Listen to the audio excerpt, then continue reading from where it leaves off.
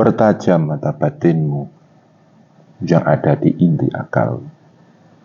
Pertajam mata hatimu. Pertajam mata jiwamu.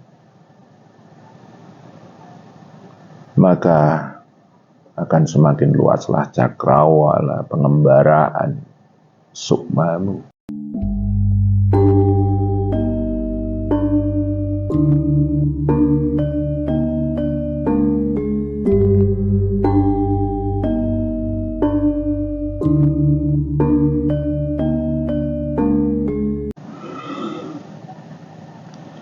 Bila Allah meridhai dan Allah mengizinkan, maka dengan zikir kita akan bisa bertamasya di alam rahasia, alam rahasia. Dengan zikir raga kita bisa bertamasya di alam raya, semesta jagat raya. Yang itu tidak banyak orang mampu. Atas izin Allah, seorang pelaku zikir akan dimampukan.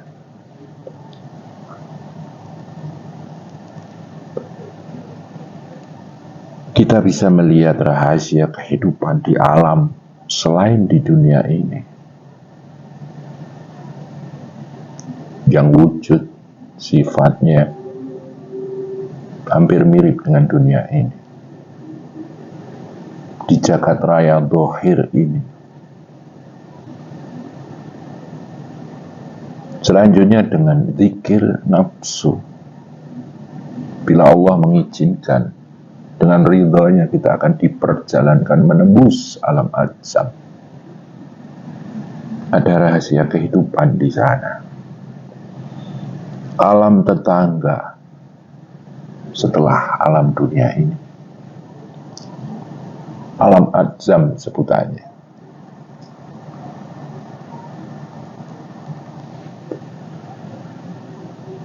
Bila engkau bisa bertamasya di alam-alam itu, tetap temukanlah keagungan Allah dan tetap jaga ketundukan dan kesujudanmu kepada Allah Subhanahu wa Ta'ala.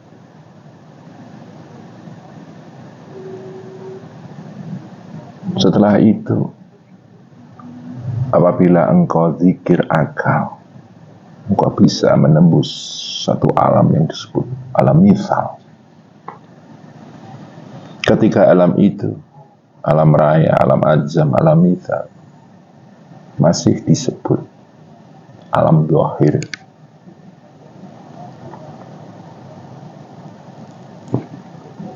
Lebih dalam lagi dengan zikir ruh, kita bisa menembus satu alam yang disebut alam ruh, alam arwah. Dan tentu saja atas izin dan ridha Allah.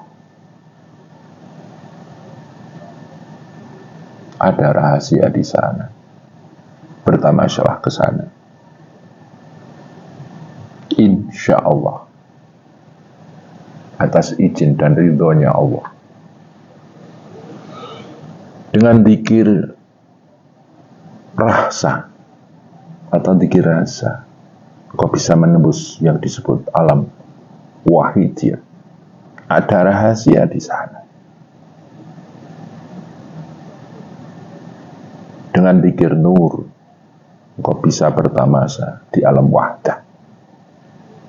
Dengan zikir dat, kau bisa menembus yang disebut alam ahadiyah.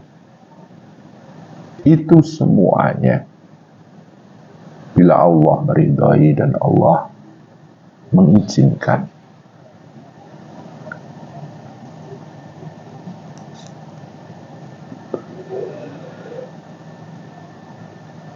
Dengan kita bisa melihat itu semuanya,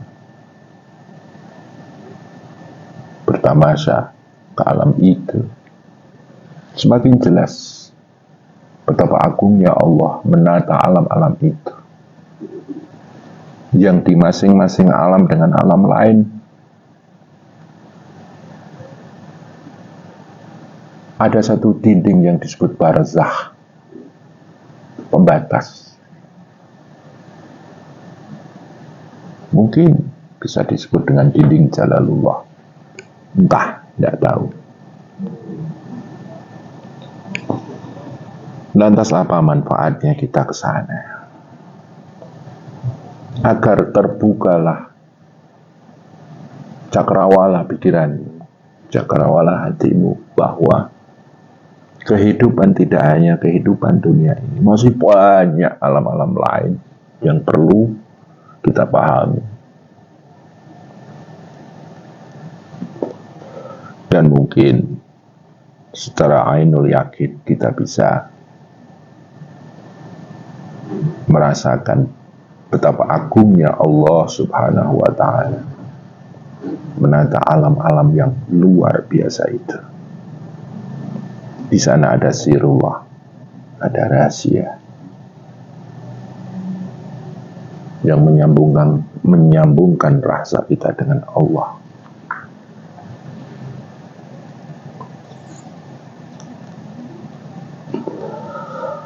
Pertajam mata batinmu yang ada di inti akal.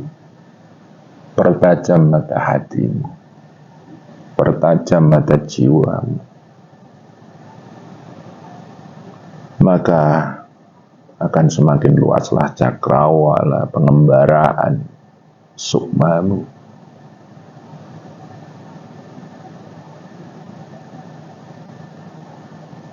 Saya sendiri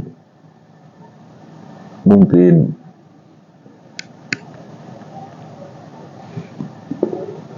sama-sama berproses sama dengan panjenengan. Akan tetapi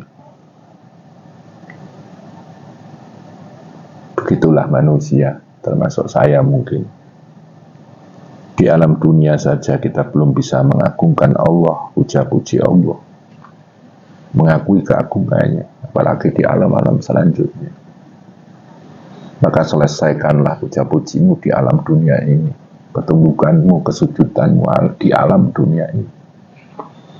Maka engkau akan diizinkan oleh Allah untuk hadir di alam-alam selanjutnya. Kita harus menyelesaikan penghambaan kita di alam dunia ini.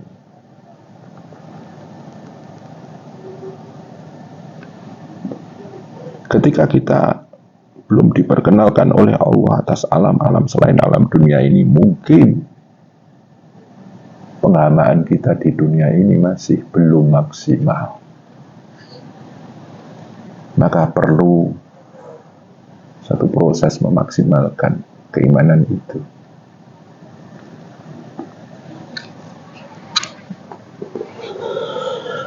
Lantas apa manfaat selanjutnya? Ya kita tahu dunia ini isinya kan tanah, api, angin, air. Tanah berhubungan dengan kekayaan, api berhubungan dengan kehormatan, kemuliaan, kehebatan. Angin berhubungan dengan kenikmatan, air dengan penghidupan, harta, tahta, kenikmatan, penghidupan yang cukup. Masalah itu tidak akan ada habis-habisnya di dunia ini. Dan kita sering kecolongan, penghambaan kita tergerus oleh itu semuanya. Kita tidak sadar tunduk pada 4 anasir itu.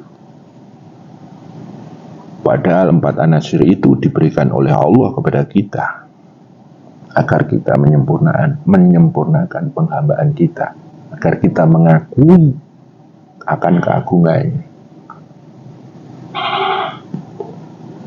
dan berakhir dengan ketundukan dan kesujudan yang maksimal atas keagungan Tuhan, keagungan Allah,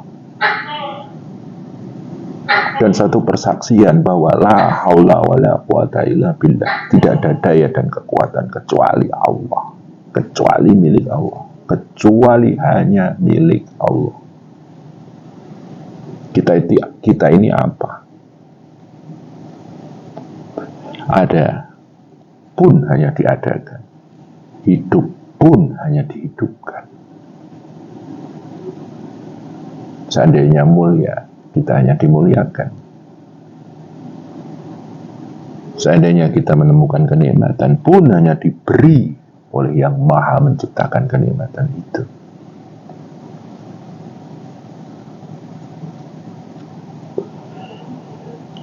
Kita sering ketolongan dengan sifat riya, sombong, merasa lebih dibanding yang lain. Apa itu disebut dengan thariqah, majelis thariqah? Apabila penghuninya masih banyak yang seperti itu. Jangan sampai kita menjadi sebuah majelis yang naif.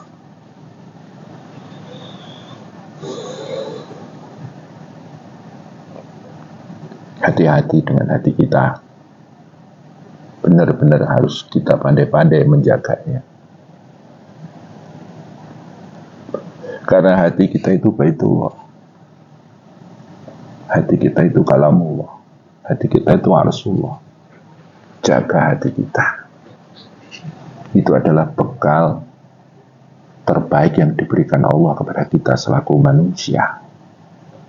Jaga benar. Banyak ajaran-ajaran dari para guru, ilmu-ilmu dari para guru, tirakat-tirakat dari para guru. Maknanya apa? Agar hati kita lebih terjaga dan terjaga. Kita nggak sembarangan membawa hati. Di dalam hati kita itu berkumpul daya-daya kenapsuan. Entah itu nafsu bahimiyah, entah itu nafsu basyariyah, atau nafsu-nafsu syaitaniyah, nafsu-nafsu rendah.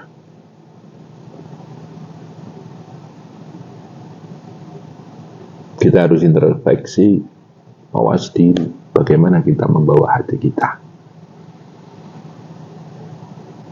Adanya majelis ini diharapkan agar kita menjadi orang-orang yang pandai membawa hati. Bukan orang-orang yang sembarangan, orang-orang yang main-main. Karena hidup kita diciptakan tidak sembarangan, tidak main-main. Hati kita pun diciptakan, dihadiahkan oleh Allah kepada kita tidak sembarangan dan tidak main-main.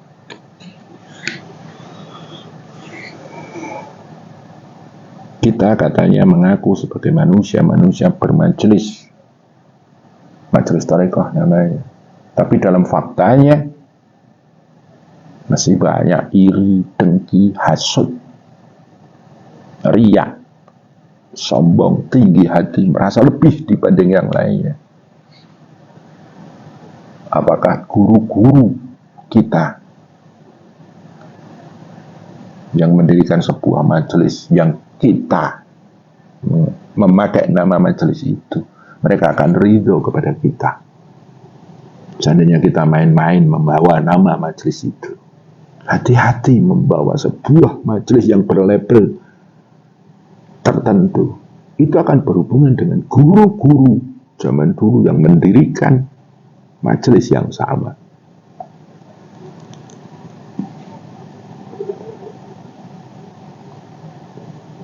Kita katanya penerus, hati-hati meneruskan. Kita katanya pejuang, hati-hati berjuang. Jangan sembarangan mengatakan diri kita itu penerus, kita itu pejuang. Ada satu sil rahasia tanggung jawab yang sulit kita mengerti.